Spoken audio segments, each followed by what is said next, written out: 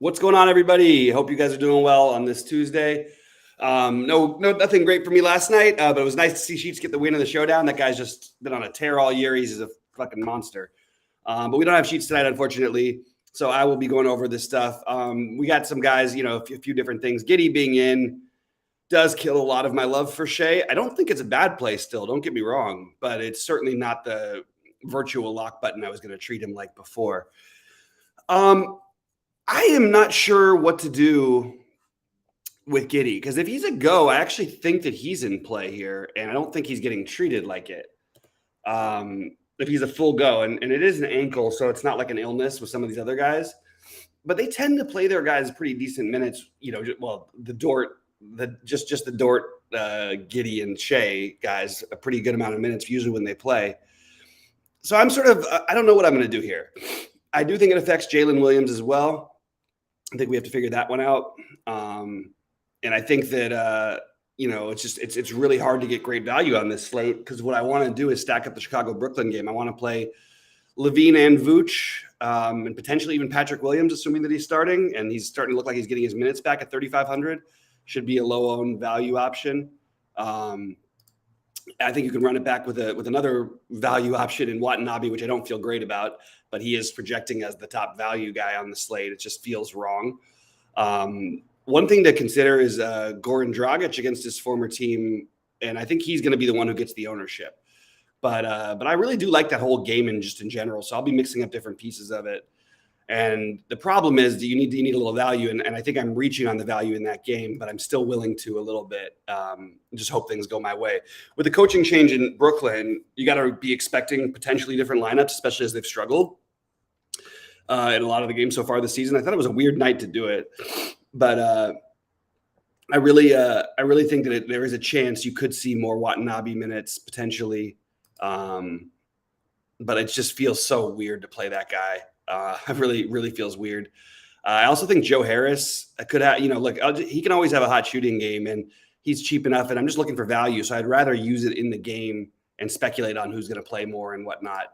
But you'd imagine that Brooklyn would shake things up a little bit with how much they've struggled so far and with the coaching change, of course. But I also think that it makes Kyrie and Kevin Durant better plays than they were. I think if somebody gets it going, they're going to just let them keep the hot hand and keep rolling like that. And I think you're going to see those guys really show out tonight in a great pace matchup. So I really want to get exposure to that whole situation. I really like the spot for both teams in that one.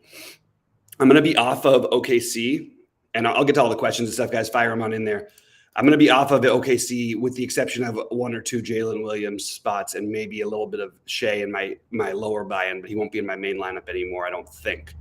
I still reserve the right to change my decision on that one. All these guys are sort of in that game are sort of looking like middling plays. With Suggs in, I still like Carter and I still like Paolo. I just think they're a little bit worse plays than they were earlier, when we thought there was a chance that we would have no Suggs tonight. And I think Suggs is in play, but I don't think that anybody I'm going to go out of my way to try to get. I like Clay on the Golden State side of things. He's a core guy for me. So is Bam. I think that no one, I think that you're going to see. I was hoping no one was going to play Jimmy Butler because then I was going to do that. But because he's going to be owned, I'm sort of getting off of it a little bit. I kind of think Caleb Martin is a sneaky play you could look to in that game. Just minutes, high pace environment. We're looking for value, so I'm just trying to mention some guys, and I don't think I'm going to use them, but as of right now, I'm definitely considering it. We've seen them in some good pace matchups, have some big games in the past, so it's just you're really just playing him, hoping he's on the court for defense, and then they'd win it with the pace. All of these guys are probably going to be too low owned on Minnesota. Now, do you know which one it's going to be? Towns or Gobert would be the follow-up question. Towns or Edwards. I think I kind of like Edwards. And I think I like them really similarly. I actually had Towns as my priority between the two of them earlier, but I like both of them. So they're definitely in the mix for guys I'm looking at. And on Phoenix, I think everybody is fine. Devin Booker is fine. Chris Paul is fine. Cameron Johnson is fine. Mikal Bridges is fine. I'm not going out of my way to try to play these guys. I think if you wanted to take a large field play in that game, it would be one of Biyombo or Landale. Excuse me. So I think you're looking at playing somebody from the Heat. I think you're at least one. Kyle Lowry's in the mix, but not for me so much. I may end up with him just because I'm sort of struggling to find a reasonably priced point guard.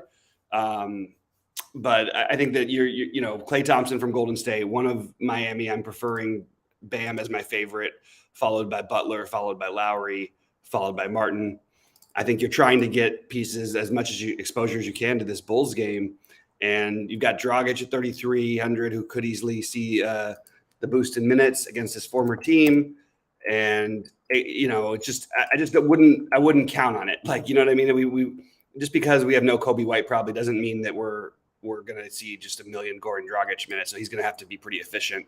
Not the most exciting value in the world, but is worth mentioning. I think Patrick Williams is a reasonable play. Unfortunately, people are actually going to play him. He was looking like he was going to be really low owned early in the day. But I just really want to get that game stacked. So that's my priority. And I understand that these guys are going to be popular. Royce O'Neal is going to be projecting through the roof. But I still think that you want to take shots on this. This is the best game environment. I'm just going to double check. Is there a way we can get off of some of the chalk in that game? I think the Sonmu would be the best hope for that. But where do we get different? That's the real question today. And I'm getting different by trying to cram in a couple extra value guys that I probably don't really need and playing them together, and then do the spending up for LaVine hard. Even though LaVine and Vooch are going to be pretty popular, I think I want to play both of them, and I think I want to use one of Durant or Kyrie. I'm good with either one of them. Durant's going to be the more popular one, but I kind of like the idea of playing Kyrie here. And I like the idea of maybe getting to some Joe Harris, as I mentioned, and of course, Royce O'Neal. But it is, just keep in mind, they could do something different with their lineup.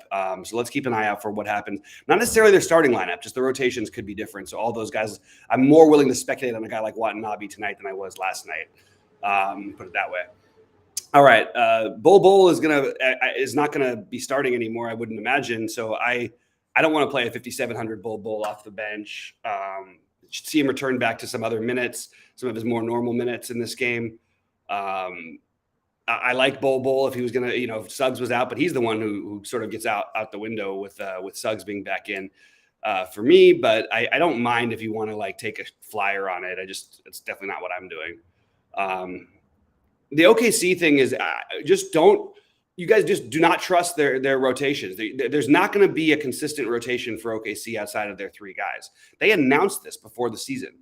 So trusting them for value is kind of like a fool's errand. And I just think I wouldn't be doing any of that. Bazley has been the most consistent. They've sort of gone his way the most. I think he's probably the best. Looks like that's what you guys are saying in chat. I like him better than I like Poku, for example. But I would like to see if Poku's starting again, because I'm always a sucker for Poku. But with Giddey there, probably there's just a lot of bodies. They're going to play 11 guys. Who's ever doing well? Kenrich Williams, Jalen Williams, Bazley. If Trey Mann's going with the second unit, well, he'll probably stay on the court with Shea and Giddey sometimes, and they'll probably play Dort at the 4 or something like that, and use Muscala some at the 5. They've just got a lot of bodies, and it's just really, really hard to try to pick up on what they're going to do before the game starts. And even like Aaron Wiggins is up to 44. I just feel very, very fishy about all of their value pieces personally. But if you want to take a flyer, I think you could choose any of them. I would prefer the lower owned guys because you're already taking a gamble on situation. Why not just go all the way, gamble all the way down? Let's see. Suggs being in it's just a downgrade to everybody on Orlando. Simple as that. Not a huge one for most guys not named Bol, but it's a downgrade enough to where I'm not prioritizing Banchero or Carter anymore, but they're both fine. Chris Paul is really popular on FanDuel. Go ahead and play him. He's always looks like a good play over there. I think it's totally fine. Isn't that weird that Jimmy Butler is only power forward eligible, Durant's only small forward eligible? It's really strange. Christian Wood is a bench player, because let me tell you guys something about real basketball here. I just want to expand on the Christian Wood. I don't know where that, we don't even have Dallas on the slate, but Christian Wood has never been on a part. His teams when he's on the court have always been worse, and he's always been on bad teams to begin with. Some guys who put up numbers like Drummond and things like that, people think are good, doesn't mean they're good at basketball. And I think he's definitely one of those guys. Although he's got the ability to do things offensively, they're not like a significantly better team when he's on the court. This year has been his best year, I would say, in terms of how he's been productive. But they're still using it, not playing him 30 minutes. But he's a bench player. bring him off the bench, in my opinion, is not a bad decision. I just think I think they really need a lift off the bench for one thing. But I don't think we shouldn't be acting like Christian Wood, who puts up numbers, is like some sort of stud because he puts up numbers for teams that lose by 30. Watanabe, it does feel like a trap play, the Watanabe thing. I'm still going to have some of it just in full transparency because I'm willing to gamble on the coach's new thing. But the gamble for a guy that popular feels wrong. So I don't love that. I don't love it. I am still doing some of it. That's where I'm at. I wish I was doing a little different. I have zero Jordan Poole, but I think that's a really clever play. I think that there is definitely always an upside for him. And it's interesting. He's going to be the low owned one. And, he's more expensive, obviously, than Clay. Clay's price is what stands out. But I think Jordan Poole is in play. I think that Wiggins is in play. I really do. But I'm personally not getting too much of either of them.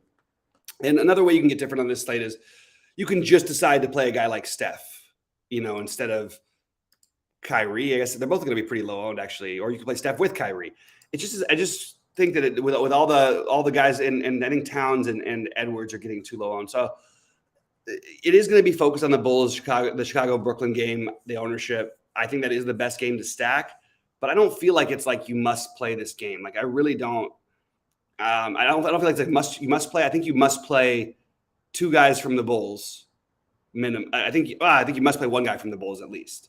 And I think that you're probably playing two, but it does feel weird that DeRozan would get this, more ownership than Cat, for example, which is what we've got it at right now. So I have no problem getting to Cat and Edwards. Potentially even like, with Gobert, it's not the matchup thing. You just are hoping a lot of guys miss shots and he gets 20 rebounds. That's completely possible in this game. And it's not like a tough team he's up against. I think you could see a 20-20 type of game from Gobert every now and then here. So don't even mind if you want to pair Gobert with like Bam. I personally just am siding with the Vooch side of it. Unfortunately, I'm a little chalky. Phoenix with a Bulls combination. I don't particularly love the things in Phoenix tonight, but I think one of Booker or Paul has a game.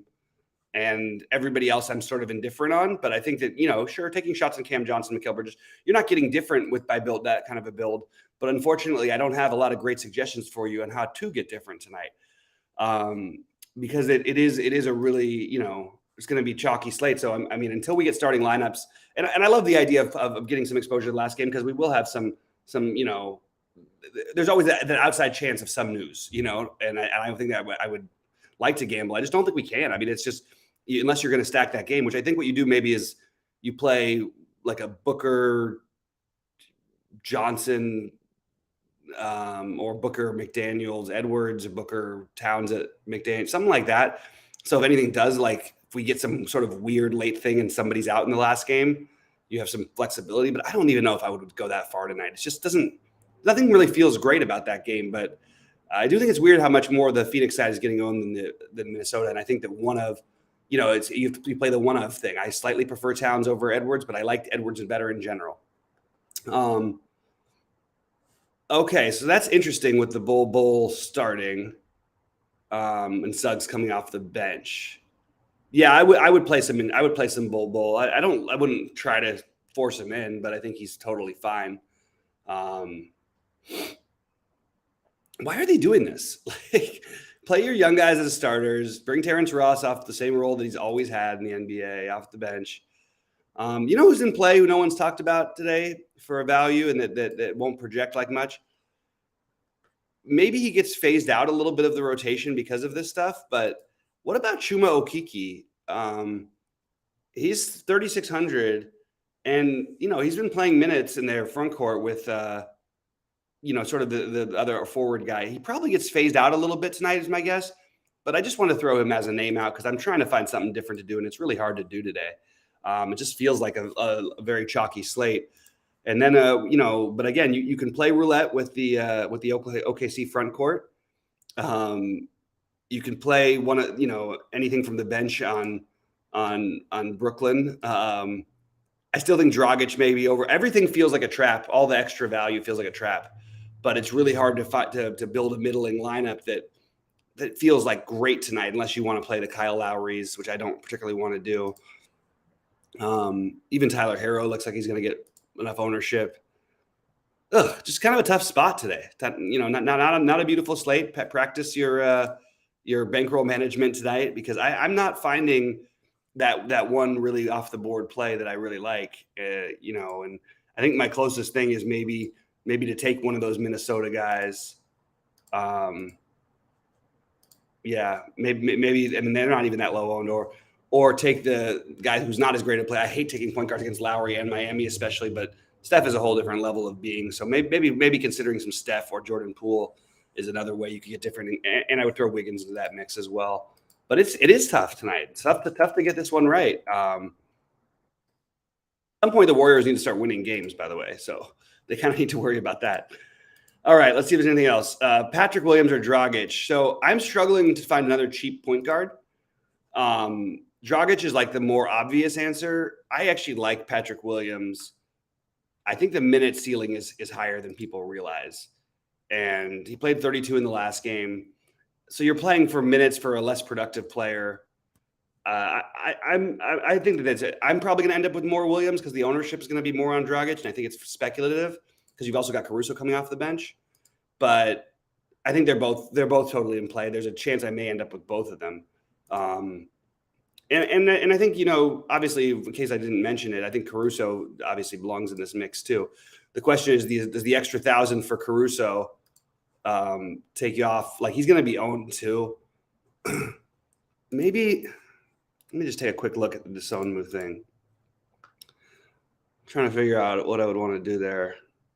I think that's an interesting play just because no one's – so, look, they've played 6 games, okay? And the 6 games that Sonmu has played, he's been over 33 and 3 times. This is a nut matchup. Why can't we take a shot? And I know Levine was out for a couple of those games, but he wasn't there. He was there for the other one, or for 2 of them, actually. I think the Sonmu might be an interesting, get weird kind of a GPP play, just to throw it out there. I like the idea of playing Giddey, Kevin. I think that's clever. I think Claxton is fine. The problem I have is that I like Vooch. If I'm playing Vooch already and I already like Bam at center, I don't really have a spot for Claxton. But I think this is a good spot. I mean, it is a back-to-back. I don't think it should affect things that much. And maybe he has a higher limit of a higher amount of minutes tonight because the new coaching change. It's possible. He did play 31, which is pretty good. If you get 30 minutes out of Claxton, you should be getting 35 fantasy points and plus. So I'm totally good with the play. I just happen to like Bam and Vooch better as centers, but he would be my next guy. All right. Let's see what else. And then it's coming from K9, so that's going to be a FanDuel question.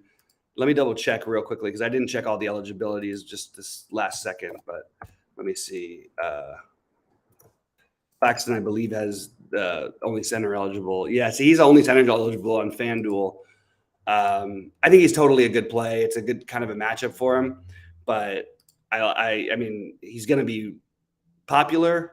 He's only center eligible. And I think I like Bam and Vooch better over there too. Probably Bam would be my preferred one, and then I would go. My next one would be Claxton. But I think he's legit. I think he's a good play. He definitely would be like, if I was playing a bunch of lineups today, he'd be like a 30%er for me. Yeah, it really is big ticket. It's hard to fit in a stud tonight. So you're talking about reaching on some value, and I'm taking some Patrick Williams shots. I'm taking some Caruso, so a little bit of the Dragic. Watanabe. These are really gross. It just feels so wrong to be doing this. And then you try and figure out, can we balance it out? Maybe you play a Giddey. Anthony Edwards is your highest spend up. Bam in that kind of a middle build. Maybe throw in a guy like Sonmu, who's people are going to be off of, because there's too much ownership going to these very, very, very risky chalky plays. I think now that I think back to the question, I think that Dragic is probably the better play between he and Williams. I just have a hard time with the guy who might only play like 12 minutes. And Patrick Williams is definitely not going to play 12 minutes unless he gets hurt or something happens. He had that weird streak for a while, but he seems to be back to himself. And I think that they're going to be, this is all assuming that he's starting, of course. So I think Dragic is probably the slightly better play, especially against his old team, et cetera, all that. I think Herro's fine. That's how I feel about everybody. Everybody looks just about right. I think Herro at 7,200 on DraftKings, 69 on FanDuel is totally fine. you're going to have games where he does like what he did in the last game, where he has 0 assists. He had made a ton of shots, but there's just a lot of creators. There's a lot of guys on Miami. I mean, with Lowry, Butler, Bam, all healthy. We've seen Tyler Hero get there a couple times this year, but you kind of need him just to light it up. He had one weird 15 rebound game, which sort of boosted all of his fantasy production. But other than that, it's only had one game in the 40s, which is kind of what you'd want from him tonight at 7,200. So I think he's fine. Not a priority, and not a guy I'm crossing off either. I prefer Levine for what it's worth, but you're also going to get lower ownership on Hero, but he's going to be owned too. Any thoughts on Draymond Green? Terrible matchup, and the price is fine, but he hasn't had. He's had a couple games, I guess, that we would take this year. He's fine. Competitive matchup. Yeah, definitely not a guy I'm trying to play, but I'm totally fine with it. Let's put it that way, I guess. He's not going to be like super low owned. He's just fine. He's just another play to me. Another one of these middling plays. I'm going with more of the Klay Thompson because I think they tried to get him going tonight. But Draymond's fine. Anyway, guys, I'm going to bounce and finish building my lineups. I will be in Discord if there's any thoughts or questions. And yeah, I would now co-sign on the taking a shot on Bol. Just worries me. I still think overall his minute ceiling is very low, but he's very productive per minute, and the matchup is certainly fine. And he's been good. He's been really, really good. If he ever plays 30 minutes, he's going to be a great play. But I don't think we should be expecting necessarily 30 minutes. They do tend to like to play two bigs there, but there's really no reason to against the Thunder. So it's kind of interesting to see what the Thunder do. You might see a Thunder starting lineup, and it might be like two guys who we totally weren't expecting. Like it might be like Muscala and Kenrich Williams or Baisley or something like that. And Jalen Williams. It could just be a lot. They could go a lot of different ways. Jeremiah Robinson Earl could end up starting. They're playing a team with two guys who are 6'10 plus. So 150-pound Poku might not be the right idea. So we'll see what OKC does. Anyway, I appreciate all you guys. I posted all my stuff for the day, and it's pretty much looking similar. Unfortunately, just having a really hard time finding value. So as lineups come out, throw a line at me in Discord, and I will chop it up with you guys. Good luck, everybody.